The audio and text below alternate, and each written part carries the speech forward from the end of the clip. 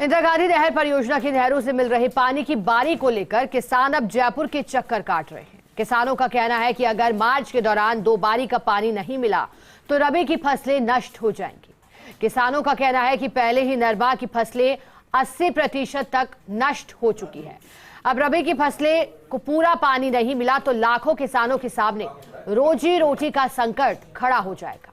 भारतीय किसान संघ के पदाधिकारियों से बातचीत की है हमारे वरिष्ठ संवाददाता विनोद सिंह चौहान ने। इंदिरा गांधी नहर परियोजना की नहरों से पेयजल की मांग को लेकर किसान अब जयपुर के चक्कर लगाने लगे हैं। गंगानगर में नरमे की खराबी के बाद अब किसानों को चिंता सताने लगी है कि अगेती फसलों को पानी नहीं मिला तो संभावना यह रहेगी कि खेती की मार झेल रहे किसानों के सामने रोजी रोटी का संकट खड़ा हो सकता है। ऐसे ही हम किसान संगठन से बात करेंगे कि क्या नुकसान हुआ और पानी की क्या मांग की जा रही। क्या शुभ नाम है आपका? सत्यनारायण गोदारा। गोदारा जी, किन डिमांड को लेकर आप जयपुर आए? हम इंदिरा गांधी नहर परियोजना में अभी 3 ग्रुप में सिंचाई पानी चल रहा है और हमारे गंगानगर हनुमानगढ़ के लगभग 3 लाख हेक्टेयर के अंदर इस बार नरमा कपास की फसल है जो पूर्णतः 80% नष्ट हो गई और गेहूं की बिजाई है जो लेट हुई थी।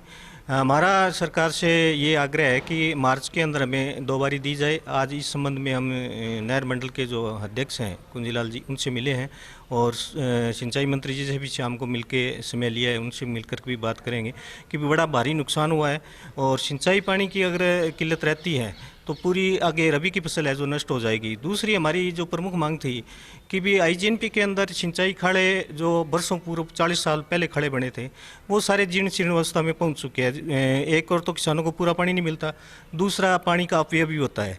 तो हमारी मांग है कि जैसे गंगकनाल और भाखड़ा के अंदर सीआईडी द्वारा जो खड़े बनाए जा रहे हैं, सरकार से हमने निवेदन किया है कि वो खड़े आईजीएनपी के प्रथम चरण के अंदर जो खड़े हैं जो टूट चुके हैं उनको नकारा घोषित सिंचाई विभाग कर रहा है, लेकिन नरेगा के अंदर खड़े बन रहे हैं। नरेगा के अंदर क्वालिटी नहीं रहती और जो पैसा लगता है वो वेस्ट जा रहा है। तो हमारी मांग है कि सीआईडी के अंदर प्रथम चरण के जो खड़े हैं सिंचाई खड़े वो भी बनाए जाए। ये हमें निवेदन किया आज उनसे मिल करके।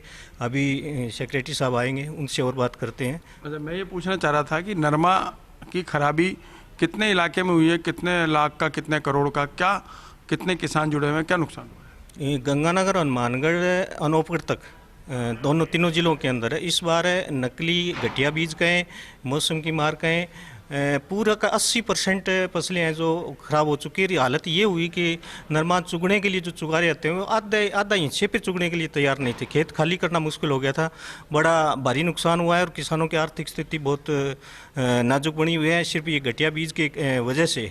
और सरकार ने भी अभी आश्वासन दिया है कि भी आपदा प्रबंधन के तहत 17,000 रुपये पर हेक्टेयर के हिसाब से, ऐसा कुछ कल से सुनने को मिल रहा है कि राहत देंगे। लेकिन बहुत भारी नुकसान हुआ है और इसकी पूर्ति अभी जो रबी की फसल है उसमें पूरा पानी दे करके और कुछ उस मुआवजे के रूप में सरकार द्वारा हम आग्रह करेंगे कि कोई सहायता किसान को मिल जाए। देखिए, गेहूं की बुआई लेट हुई, किसान पहले तो मौसम की मार झेलता रहा, फिर विधानसभा चुनाव में किसान लग गए और इस बार जो फाइनल डाटा है बुआई का उसमें गेहूं की बुआई पिछले साल से कम हुई है। बिल्कुल कम हुई है। सरसों की बुआई अच्छे क्षेत्र में है। दूसरी हमारे वहाँ मांग है कि किन्नू की बागवानी है और इस बार इंपोर्ट वगैरह बंद करने की वजह से किन्नू के भाव भी नहीं मिल रहे। 8 रुपये के अंदर भाव मिल रहे हैं। उसमें भी हम कृषि मंत्री जी से मिलेंगे कि इसकी कोई बात निर्यात करने की व्यवस्था की जाए।